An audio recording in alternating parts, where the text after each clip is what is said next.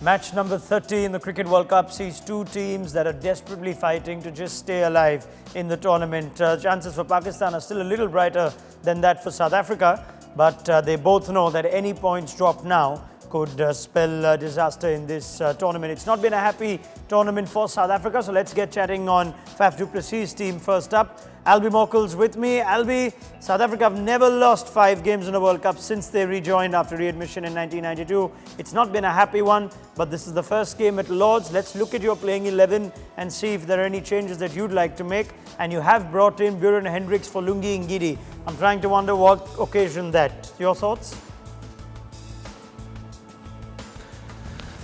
I just thought Lungi bowled okay with a new ball. And in his comeback spells, looking at his body language, I felt that I don't know if he's still carrying an eagle or he was a little bit unfit for the game, but I just felt he lacked that power, that striking power that you need in the end. Yes, he bowled a lot of slower balls, but from sitting on the couch and just watching the TV, it just looked like he was still struggling a little bit. So I think a bit of fresh blood, bring some fresh blood into the team, maybe a few other changes.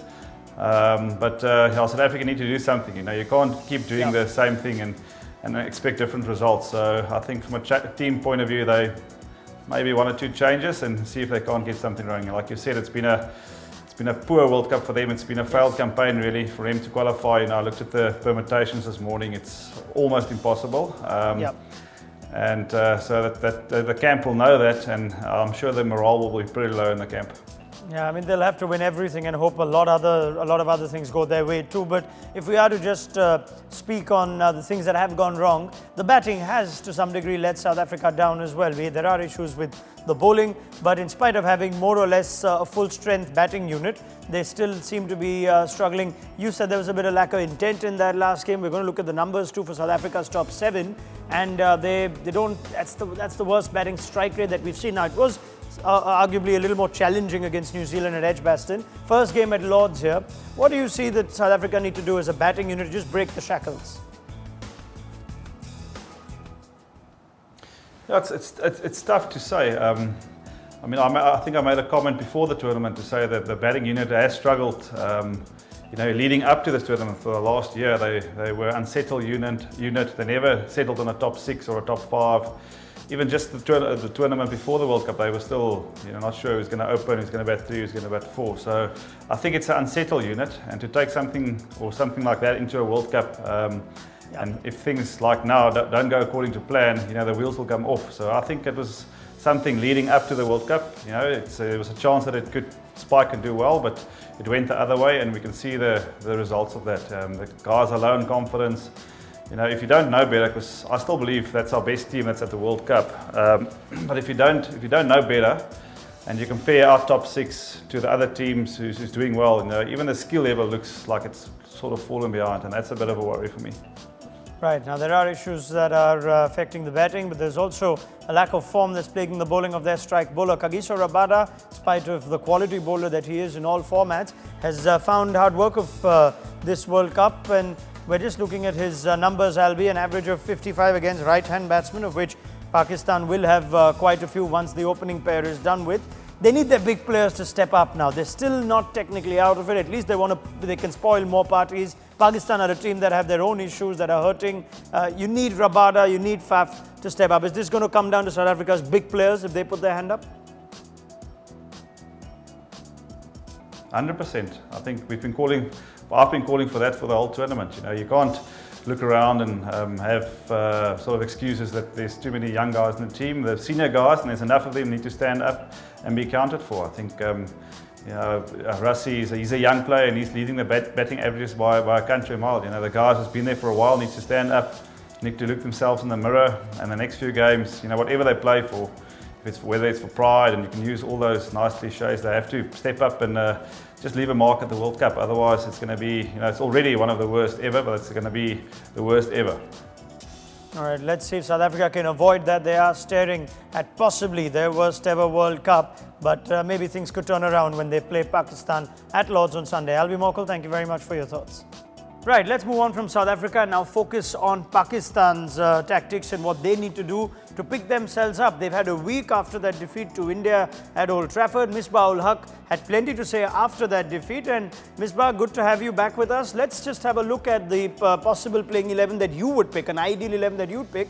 And I think it looks like it's time for some fresh faces to pop in. So you've picked Mohammad Hasnain to get a game and also for Haris Sohail to replace an out of form and out of touch Shoaib Malik. Just a little bit of freshness that's needed to be injected into this team now, Misbah, for you? Yeah, I think these are the necessary changes because especially in batting department, as you see, Pakistan batting lineup is under pressure, and even in the previous game they could not just bat through the top 6, should have batted through the 50 overs, but they could not. And obviously they need someone with fresh mind and runs obviously scored by him during that England series, and I think he will not be carrying the excess baggage like Shoaib Malik at the moment. He's an experienced player, but at the moment the kind of pressure he is, I think it's gonna get difficult for him to perform, and the team is suffering for that. So Pakistan needs to change that, and obviously Haris is the man who already performed so well before coming into this World Cup. And the other change, I think, Hassan Ali, obviously he's short of confidence at the moment. He could not just deliver the ball in the right areas. He's just suffering from form, not picking up the wickets, and also bowling discipline are not there. So why not to just give Hasnain a go, who is quick, 150, and obviously he can just surprise the position. So I think these two changes are much needed for Pakistan. Yeah, I mean, without the baggage, I like the phrase you used, no baggage for Mohammad Hasnain. What Haris Sohail's inclusion would also do is perhaps just give that batting order some stability. They rely heavily on the top, Misbah. Imam-ul-Haq's only had the 150 this World Cup so far. You know how reliant Pakistan are on him. So we're looking at Imam's numbers, which in this World Cup have only been 26. Fakhar Zaman had a good innings last game. Babar Azam has looked very good in small phases. You've had Mohammad Hafiz, who's put in a good innings against England, but it's not coming together. If Haris Sohail plays, he probably takes the number 4 position. Then I'm assuming Hafiz 5 and Sarfaraz 6. Would that be a more stable, solid batting order with Sarfaraz batting at 6? Is that what you would like to see? Yeah, I think they can do this. It's totally up to, it's totally up to what the top 3 will do in the next game. And I was always in support of Haris Sohail at number 4, the way he usually performed before the World Cup. So they just brought Hafiz for that sort of you could say a little bit of strike rates issues and this and that. They were thinking that all except Fakhar, other 3 at that in that top 4 were of similar type. So that's why I think they brought Hafiz back. But Pakistan needs stability at the top. If top 4 just bats for I think 30-35 overs, then I think we are there. We are there almost 300 plus runs. When we score 300 plus on the board, I think we have a very good chance. So doing that, I think we need stability at the top, and Haris can just provide that stability. And obviously other 2 guys, especially Imam and Babar, they are getting starts, but they need to convert those starts into bigger scores. We questioned Pakistan's body language. We felt it was a bit flat or intimidated even on the occasion against India. But now they have a team who themselves are struggling for form. You'd like the Pakistan team to just lift from what you've seen so far. What's your message to just lift things, just have a different mindset, be sharper? What will it take for Pakistan to just clear everything and focus on this one game at Lords, which will see the first game of the tournament at Lords as well?